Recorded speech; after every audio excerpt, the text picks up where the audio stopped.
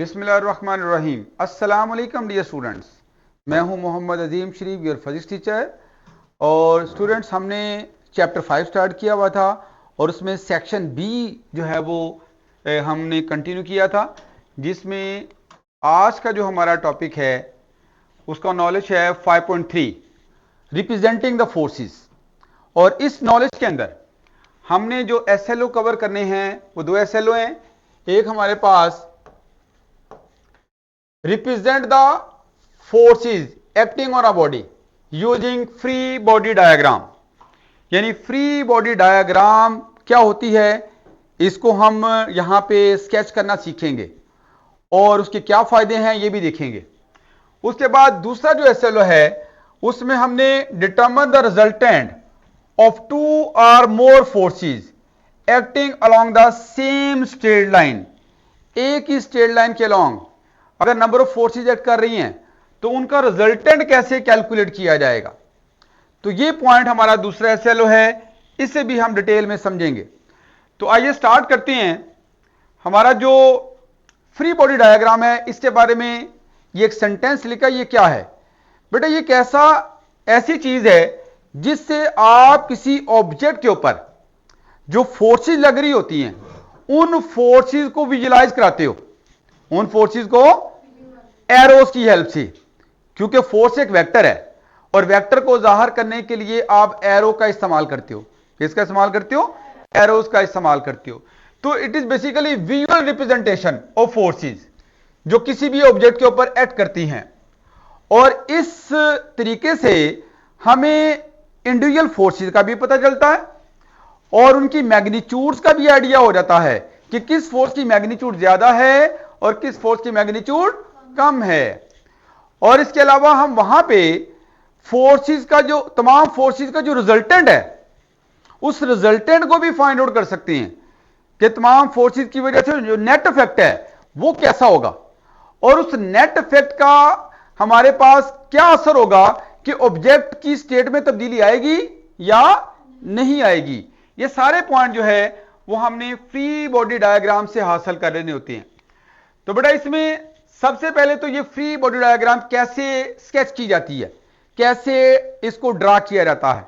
तो पहला काम क्या है कि हमने क्या करना है कि उस ऑब्जेक्ट को सर्कल कर लेना है जिसके ऊपर हम फोर्सेस को देखना चाह रहे हैं। जिस पे हम किसको देखना चाह रहे हैं? फोर्सेस को देखना चाह रहे हैं, उसको हम सर्कल कर लेंगे। वो हमारा सिस्टम है। वो क्या है? उसको एज ए सिस्टम ले लोगे। उसके बाद दूसरा काम क्या करना है कि हम उन तमाम पॉइंट्स को मार्क कर देंगे जिन पॉइंट्स के ऊपर हमारा सिस्टम अदर ऑब्जेक्ट के साथ इन कॉन्टेक्ट है। हम उन तमाम पॉइंट्स को क्या करेंगे? मार्क कर देंगे, यानी कॉन्टेक्ट पॉइंट्स को मार्क कर देंगे। क्या करेंगे?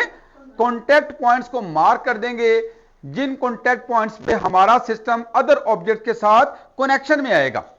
तो दूसरा पॉइंट हमारा ये हो गया, mark all the points where the system touches external objects, जहां पे सिस्टम एक्सटर्नल ऑब्जेक्ट्स को टच कर रहा होगा। फिर उसके बाद क्या करना है? उसके बाद थर्ड स्टेप में क्या करते हैं कि हम ऑब्जेक्ट को एज ए पॉइंट के तौर पर जाहिर कर देते हैं। किसके तौर पर?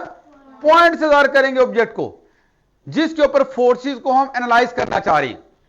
फिर उसके बाद नेक्स्ट पॉइंट क्या है कि हमने तमाम फोर्सेस को यहां पे एरो से जाहिर कर देना है। तमाम फोर्सेस को एरो से जाहिर करना है और एरोस की जो लेंथ है वो हमें फोर्स की स्ट्रेंथ के बारे में बताएगी। फोर्स की स्ट्रेंथ के बारे में बताएगी और एरो हेड आपको बताएगा कि फोर्स ऑब्जेक्ट के ऊपर किस डायरेक्शन में एक्ट कर रही है। तो यहां पे इस फ्री बॉडी डायग्राम में एक बात याद रखो कि जब इसको ड्रा किया जाता है तो हम इस चीज पे फोकस नहीं करते कि फोर्स किस पॉइंट पे लग रही है। मेरी बात को समझना है। जैसे फर्ज करें ये आपके पास कोई ऑब्जेक्ट है, ये कोई ऑब्जेक्ट है और मैं यहां पे कहता हूं कि यहां पे फोर्स लगा रहा हूं, तो ये पॉइंट ये वाला जहां पे फोर्स लगे इस पॉइंट को पी कर लो। हमारे लिए ये अहम नहीं है कि किस पॉइंट पे फोर्स लग रही है, हमारे लिए सिर्फ ये अहम है कि फोर्स किस डायरेक्शन में अप्लाई हो रही। फोर्स अगर मैं इस पॉइंट को यहां पे कंसीडर करूं तो फोर्स की डायरेक्शन बेसिकली ये है, फोर्स इस डायरेक्शन में इस पॉइंट पे एक्ट कर रही। तो हमारा वास्ता, हमारा कंसर्न बेसिकली इस चीज से नहीं है कि फोर्स किस पॉइंट पे लग रही है, बल्कि किससे है, फोर्स किस डायरेक्शन में एक्ट कर रही है। फोर्स की डायरेक्शन क्या है बेटा, मेरी बात को समझ रहे हो? अच्छा, ये बात भी हो गई। और फिर ईच फोर्स को हम लेबल करेंगे, उसको कोई नेम देंगे। अगर फर्ज करें कोई फोर्स हाथ की वजह से है ऑब्जेक्ट के ऊपर, उसको हम एफ हैंड लिख देंगे।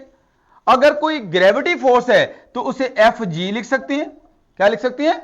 F G. अगर कोई फ्रिक्शन है तो नीचे क्या लिख देंगे, थोड़ा छोटा सा करके फ्रिक्शन लिख देंगे। तो हमने हर फोर्स को यहां पे लेबल भी करना है। क्या करना है? लेबल भी करना है। आइए अब इसको जरा अंडरस्टैंड करते हैं। ये मैंने एक एग्जांपल दी यहां पे, बॉल हेल्ड बाय हैंड। एक बॉल को हाथ में पकड़ा हुआ है बेटा, आपको फिगर नजर आ रही?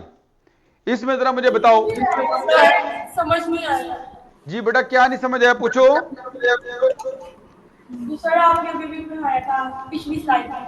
बेटा मैंने मेरी बात को सुन लो जरा, यस जरा माइक को ऑफ करो। बेटा मैंने अभी सिर्फ आपको कुछ पॉइंट्स बताए हैं। अब मैं इन पॉइंट्स को एक एग्जांपल के ऊपर जब अप्लाई करूंगा ना, तो आपको ये सारी बातें समझ आ रही। अभी मैंने सिर्फ लिखा हुआ है। फ्री बॉडी क्या होता है? जी बेटा, क्या कह रहे हो? फ्री बॉडी डायग्राम एक ऐसी डायग्राम है जिसमें आप किसी ऑब्जेक्ट के ऊपर लगने वाली फोर्सेस को विजुलाइज कर लेते हो। विजुलाइज करने का मतलब दिखाने का तरीका है। एक ऑब्जेक्ट के ऊपर लगने वाली फोर्सेस को दिखाने का एक तरीका है। और उस तरीके का फायदा क्या होगा?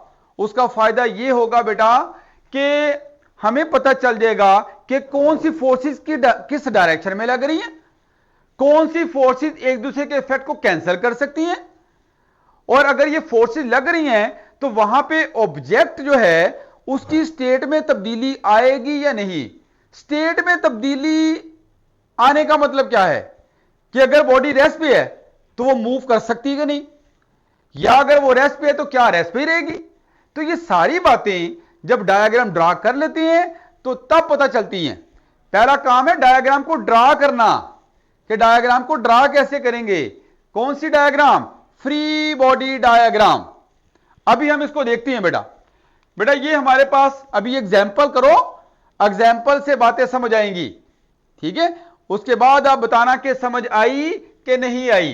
तो बेटा अभी जरा देखें, हमारे पास लिखा है a ball held by a hand. हाथ के साथ आपने एक बॉल को पकड़ा हुआ है, ठीक है? अब ये जो बॉल है ये हमारा सिस्टम है। ये क्या है? हमने इसके ऊपर फोर्सेस के लिए फ्री बॉडी डायग्राम ड्रा करनी है। एक बॉल के ऊपर लगने वाली फोर्सेस के लिए फ्री बॉडी डायग्राम ड्रा करना है। तो मैंने यहां पे देखो इसको सर्कल कर दिया। जो भी आपका ऑब्जेक्ट है जिस पे हमारा फोकस है, जिस पे फोर्सेस को देखना है, उसे हम सर्कल कर देंगे और उसको क्या कहेंगे? हमारा सिस्टम है। क्या है? सिस्टम है। उसके बाद दूसरा पॉइंट क्या था? सबसे पहला काम यही था कि आपने अपने ऑब्जेक्ट को सर्कल कर लेना है जिस पे हमारा फोकस है, जिसको हम एज ए सिस्टम लेंगे, जिस पे फोर्सेस को देखना चाह रहे हैं। ठीक हो गया बेटा? दूसरा पॉइंट क्या बताया था कि हमने तमाम पॉइंट्स को मार्क कर लेना है। उन पॉइंट्स को, पॉइंट ऑफ कॉन्टेक्ट को मार्क करना है जहां पे हमारा सिस्टम अदर ऑब्जेक्ट के साथ कनेक्शन में है। बताओ यहां पे सिस्टम क्या है?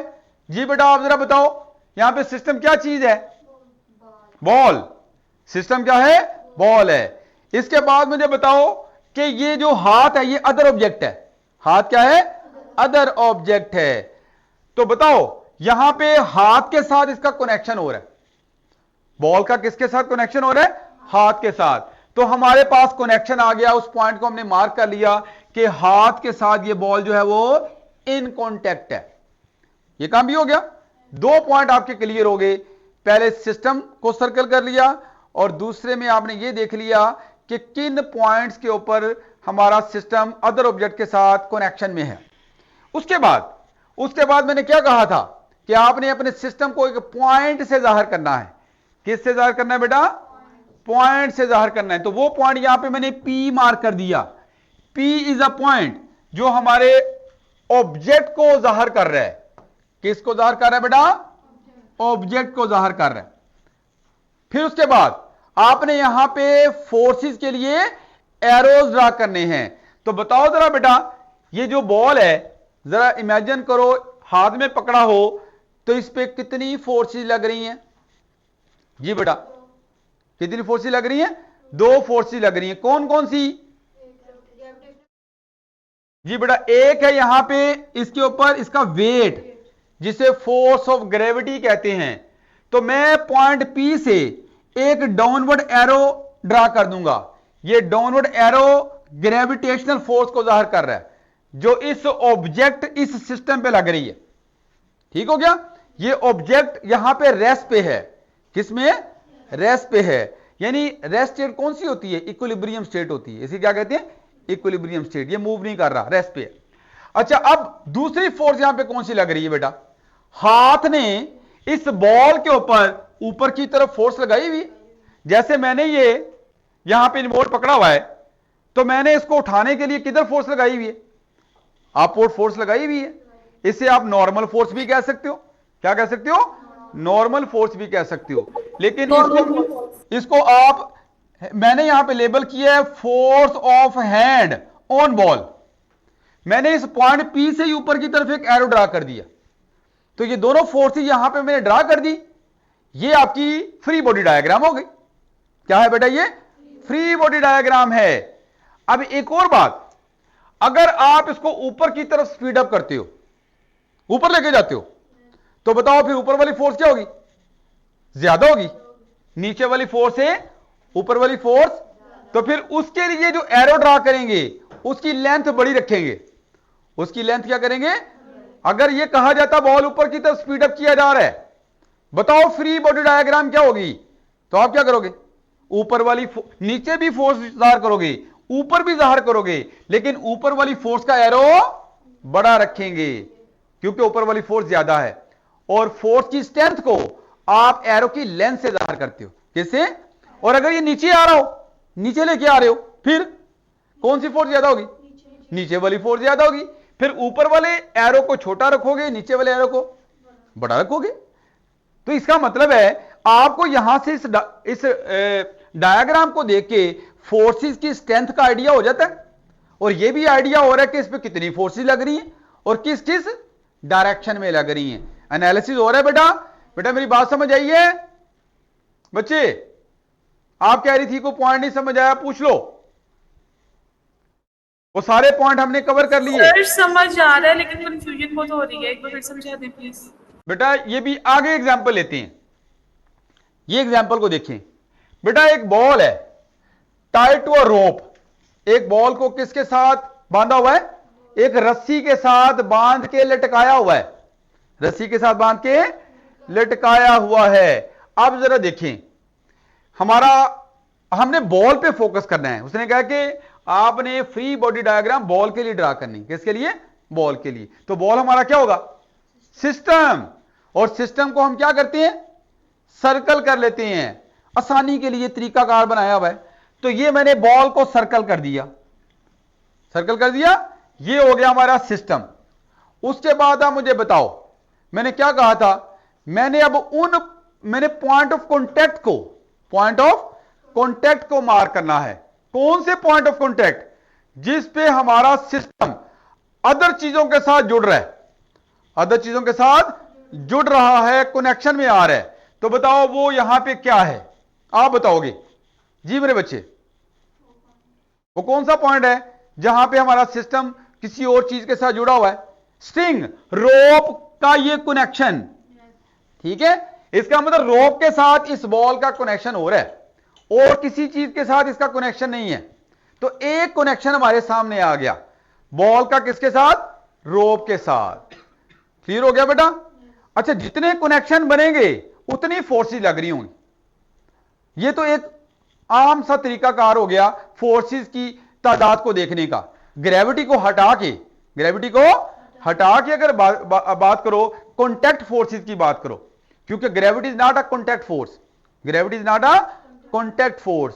तो जहां जहां पे हमारा सिस्टम अदर चीजों के साथ जुड़ा होगा वहां पे कनेक्शन आ गया, और उस कनेक्शन में लाजमी फोर्सेस होंगी, और वो फोर्सेस कॉन्टैक्ट फोर्सेस होंगी। कौन सी फोर्सेस होंगी? कॉन्टैक्ट फोर्सेस होंगी। तो फिर यहां पे कॉन्टैक्ट फोर्सेस कितनी है? एक ही है, और वो भी रोप के साथ कनेक्शन है ना, इसका मतलब एक ही फोर्स है। और वो कौन सी फोर्स होगी बताओ? टेंशन। रोप के अंदर टेंशन जो है ये हमारी जो है वो फोर्स है जो कॉन्टैक्ट फोर्स है। और अब मुझे बताओ इससे अगला पॉइंट मैंने क्या बताया था कि आपने सिस्टम को एक पॉइंट से जाहिर करना है, तो वो मैंने यहां पे पी से जाहिर कर दिया। सही हो गया बेटा? अब इस पी के ऊपर इस पॉइंट जो हमारा सिस्टम है, अब सिस्टम क्या बन गया? P point. तो इस पी पॉइंट के ऊपर बताओ कितनी फोर्सेस लग रही हैं? ऑब्जेक्ट के ऊपर दो फोर्सेस हैं। एक हमारी ग्रेविटी है जो कि वर्टिकली डाउनवर्ड एक्ट करती है, उसको मैंने लेबल कर दिया force of earth on the ball.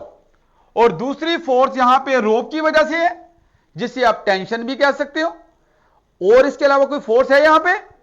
नहीं। इसका मतलब यहां पे चूंकि बॉल रेस्ट पे है, जब बॉल रेस्ट पे होगा तो दोनों फोर्सेस क्या होंगी? एक दूसरे के इफेक्ट को कैंसिल कर रही होंगी। तो कैंसिल तभी करेंगी जब दोनों की लेंथ क्या होगी? सेम। तो दोनों एरोज की लेंथ मैंने क्या रखी हुई है? सेम रखी हुई। अगर ये ऊपर जा रहा होता तो ऊपर वाली फोर्स बड़ी होती, तो फिर उसका एरो क्या करते? बड़ा लेते हैं छोटा लेते? बड़ा लेते। और अगर इसको नीचे लेके आ रहे होते, रस्सी के साथ बांध के नीचे लेके आ रहे हैं, तो नीचे वाली फोर्स ज्यादा होती, तो फिर नीचे वाली फोर्स का एरो क्या होता? बड़ा होता।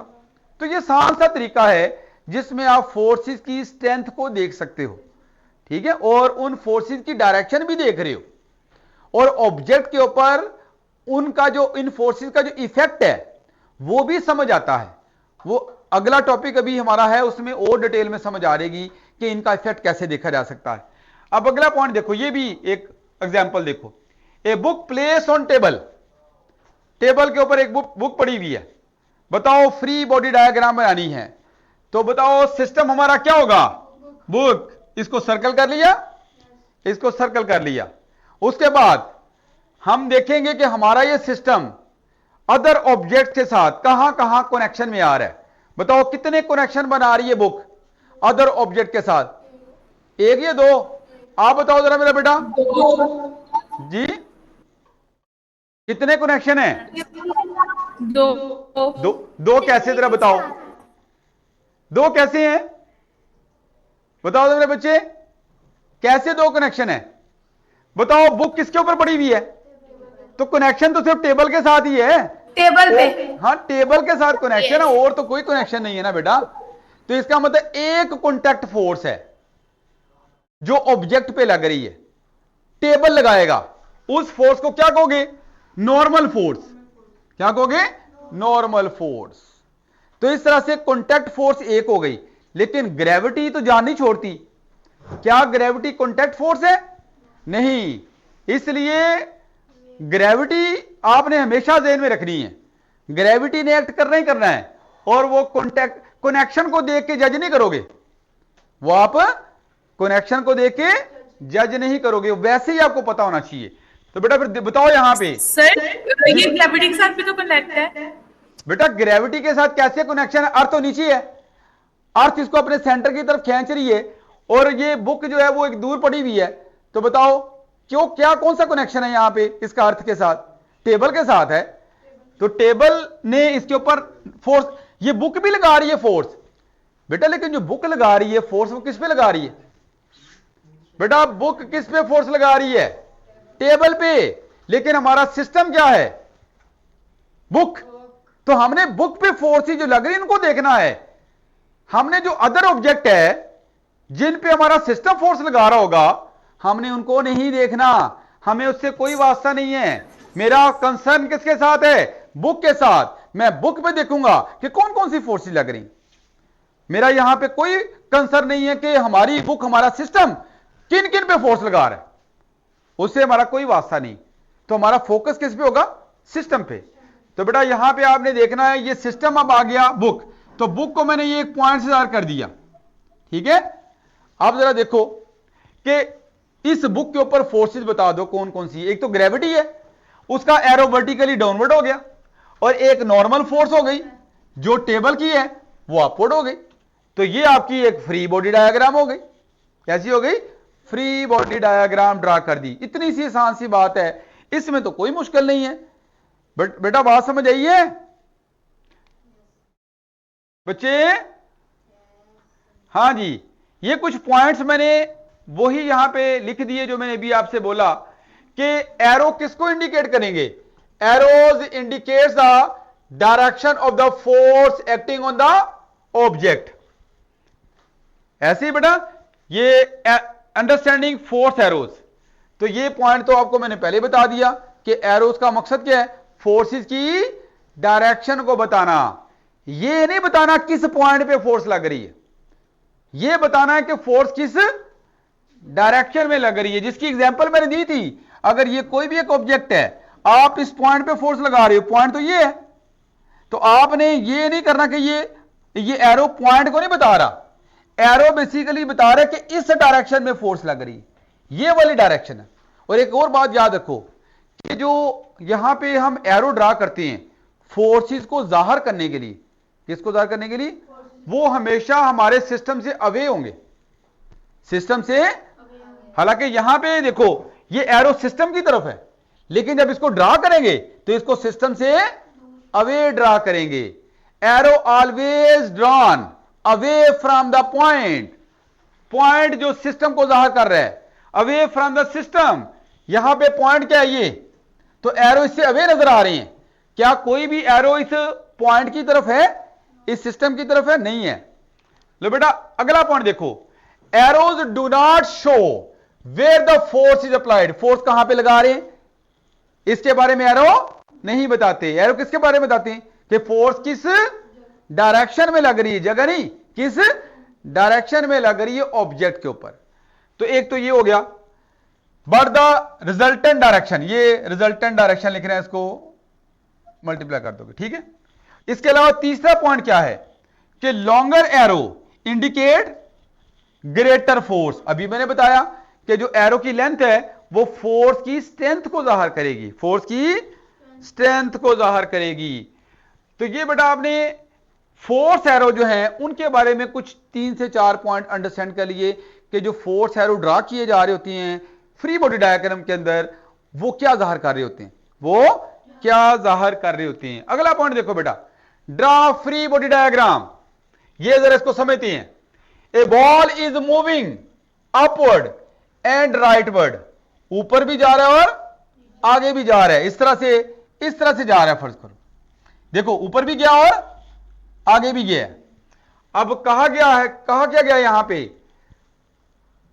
अच्छा लिखा है a ball is moving upward and rightward towards the peak of its trajectory. यानी ये इस ट्रेजेक्ट्री किसे कहती है, पाथ। ट्रेजेक्ट्री किसे कहते हैं, पाथ। तो इस पाथ में जो पीक पॉइंट है, इस पॉइंट के ऊपर बताओ फ्री बॉडी डायग्राम बनाओ। हां जी, ignore the air resistance. Air resistance को आपने नजरअंदाज करके बात करना है। तो बताओ बेटा जब हवा है ही नहीं यहां पे, तो बताओ इस यहां पे जब ऑब्जेक्ट होगा, सबसे पहले तो बताओ उसके कनेक्शन अदर ऑब्जेक्ट के साथ है? नहीं, कोई कॉन्टैक्ट फोर्स नहीं है, कोई भी यहां पे कॉन्टैक्ट फोर्स नहीं है। ये तो स्पेस में है, ये तो हवा है नहीं, यानी स्पेस में मूव कर रहा है, ये स्पेस ही है। ये रूम की जो ये वाली जो जगह है इसे भी स्पेस ही कहते हैं। तो अब इसका मतलब कॉन्टैक्ट फोर्स तो कोई नहीं, फिर कौन सी फोर्स है यहां पे, ग्रेविटेशनल फोर्स। सिर्फ एक एरो ड्रा करोगे जो ग्रेविटेशनल फोर्स को जाहिर करेगा, दैट्स इट। ये हमारी फ्री बॉडी डायग्राम हो गई। बेटा बात को समझा है? चलो अगले पॉइंट की तरफ आओ। अच्छा अब है a sled is sliding to the right at the bottom of a hill. ये सपोज करो ये हमारे पास कोई इंक्लाइंड प्लेन है। इंक्लाइंड प्लेन को समझते हो, एक पहाड़ी से नीचे आ रहे हैं और इस पे आपने क्या बताना है कि ये स्लो डाउन भी हो रहा है। क्या हो रहा है? स्लो डाउन हो रहा है ऑन अ लूज स्नो। समझो इसके ऊपर बर्फ है और बर्फ में जाते हुए नीचे वो क्या हो रहा है, स्लो हो रहा है। तो what forces are acting on it. Free body diagram बनाओ। सबसे पहले तो ये स्लेड बनाते हैं, ये हमारे पास स्लेड हो गया। जब मैंने स्लेड बना दिया तो बता सकते हो इसके ऊपर ये कहां कहां पे इसका कनेक्शन हो रहा है, कितनी जगह पे ये कनेक्शन बन रहा है? जी बेटा, ये हमारा सिस्टम है, इसको ये स्लेड है ना, ये जो ब्लॉक है ये हमारा सिस्टम है, और ये सिस्टम किसके साथ जुड़ा हुआ है? इंक्लाइंड प्लेन के साथ। तो एक ही जगह पे कनेक्शन हो रहा है। तो इस यहां पे फिर एक तो कौन सी फोर्स होगी? कॉन्टैक्ट फोर्स होगी। वो कौन सी? Normal force. ये ऊपर की तरफ आप ड्रा कर दोगे, नॉर्मल फोर्स क्या लेती है इसको, ठीक है। और दूसरा इस पे एक और भी कॉन्टैक्ट फोर्स है। अगर यहां पे फ्रिक्शन हो, क्योंकि स्लो हो रहा है ना, स्लो होने का मतलब क्या है कि यहां पे फ्रिक्शन है। तो बताओ, फ्रिक्शन हमेशा मोशन के ऑपोजिट होती है। तो इसका मतलब यहां पे अगर मैं इसको ड्रा करूं तो फ्रिक्शन इस डायरेक्शन में होगी। ये मैंने फ्रिक्शन को ड्रा कर दिया। ये दो कॉन्टैक्ट फोर्सेस हैं। ये दो क्या है? एक मोशन की वजह से फ्रिक्शन आ गई, और एक इस इंक्लाइंड प्लेन ने नॉर्मल फोर्स लगा दी, और तीसरी एक फोर्स रहेगी जो कि नॉन कॉन्टैक्ट है। कौन सी है? Gravitational force. शाबाश। तो वो है ग्रेविटेशनल फोर्स, वो नीचे की तरफ आ गई। इसको आप ग्रेविटेशनल फोर्स कहोगे। तो इस तरह से आपने यहां पे एक फ्री बॉडी डायग्राम ड्रा कर दी। बेटा मेरी बात को समझो, लेकिन इसका एरो बड़ा नहीं शो करना है, इसको बड़ा शो करना है थोड़ा सा। सही हो गया बेटा? इसको आप ऐसे शो कर सकते हो। ये आपका पॉइंट ऑब्जेक्ट हो गया, ये हमारी नॉर्मल फोर्स हो गई, ये हमारे पास इस डायरेक्शन में फ्रिक्शन हो गई, ठीक है। और ये आपके पास जो है वो ये कौन सी फोर्स हो गई? ग्रेविटेशनल फोर्स हो गई। तो आपने ये फ्री बॉडी डायग्राम यहां पे बना दी। पहले ये जो हमारे पास सिचुएशन थी फिजिकली उसको देखा, और उसकी बेस पे हमने फ्री बॉडी डायग्राम बनाई। लो बेटा अगला पॉइंट जरा बताओ, इसमें भी देख लेते हैं। A small elevator is going up at a steady speed. यानी एक एलिवेटर समझते हो? लिफ्ट जो होती है, ठीक है, वो ऊपर की तरफ जा रही है। It is connected to a motor by a cable and it is not touching the walls के साथ कोई टच नहीं कर रही, सिर्फ एक केबल के साथ जुड़ी हुई है, ठीक है। तो इग्नोर एयर रेजिस्टेंस को इग्नोर करके आपने बात करना है। तो जरा बताओ, सबसे पहले जब ये केबल के साथ जुड़ी है तो हमारा सिस्टम यहां पे क्या होगा? नहीं, सिस्टम क्या है जिस पे हम फोर्स ही देखना चाह रहे हैं? एलिवेटर हमारा सिस्टम हो गया, ठीक है। उसे हम एक पॉइंट से जाहिर कर देते हैं। ये मैं इसको पॉइंट से जाहिर कर रहा हूं सिस्टम को। अब मुझे बताओ, इसका कनेक्शन किसके साथ है? केबल के साथ है, और केबल ऊपर की तरफ फोर्स लगा रही है, ठीक है। तो वो हमारे पास क्या हो गई? टेंशन। तो यहां पे टेंशन फोर्स आ गई ऊपर की तरफ। और कोई फोर्स है इसके ऊपर? जी मेरा बेटा, ग्रेविटेशनल फोर्स, वो हमारे पास नीचे की तरफ होगी, ग्रेविटेशनल फोर्स, ठीक है। इन दोनों के एरो एक जैसे जाहिर करने हैं। उसकी वजह क्योंकि कांस्टेंट स्पीड तभी होती है जब सिस्टम पे नेट फोर्स जीरो। अब नेट फोर्स क्या होती है? सुना कभी नेट फोर्स क्या होती है? नेट फोर्स बेटा पता है क्या होती है? Resultant force. और यहां पे अगर ये दोनों फोर्सेस लेंथ में सेम होंगी, डायरेक्शन में अपोजिट हैं, तो ये एक दूसरे के इफेक्ट को कैंसिल कर देंगी। बिल्कुल ऐसे ही जैसे ये पेंसिल है ना, एक फोर्स मैं इधर लगाता हूं, एक फोर्स इधर लगाता हूं, और अगर ये दोनों फोर्सेस एक जैसी स्ट्रेंथ की हो, 2 न्यूटन इधर 2 न्यूटन इधर, तो दोनों क्या है? मैग्नीट्यूड में सेम, डायरेक्शन में अपोजिट। ये किधर लग रही है, किधर लग रही है, तो दोनों एक दूसरे के इफेक्ट को क्या कर रही हैं? कैंसिल कर रही हैं। जब दो फोर्सेस एक दूसरे के इफेक्ट को कैंसिल कर देना, तो उस केस में या तो ऑब्जेक्ट रेस्ट पे होता है या फिर वो यूनिफॉर्म स्पीड के साथ मूव करता है। तो यहां पे क्या कहा हुआ है? किस स्पीड के साथ मूव कर रहा है? Steady speed. Steady mean constant speed. इसका मतलब यहां भी ये दोनों फोर्सेस क्या कर रही हैं? कैंसिल कर रही। जब भी आपके पास दो फोर्सेस एक दूसरे के इफेक्ट को कैंसिल करेंगी तो दो ही स्टेट होती हैं, या ऑब्जेक्ट रेस्ट पे होता है या फिर यूनिफॉर्म स्पीड के साथ मूव कर रहा होता है। लो बेटा ये पॉइंट भी हो गया। इसके बाद ये जरा बताओ, इसको ये आपको एज ए असाइनमेंट देती हैं। ये आपने जो है वो कल मुझे बताना है यहां पे कि फ्री बॉडी डायग्राम सीन 1 में कैसे होगी, सीन 2 में कैसी होगी और सीन 3 में कैसे ड्रा करेंगे। ये इसको पढ़ लेना पहले एक दफा, और ये कल अब मुझे ये ना हो कि आपको नहीं किया सर, लाजमी करना है, ठीक है। चलो ओके, आज का लेक्चर हम यहां पे एंड करते हैं। थैंक यू वेरी मच बेटा।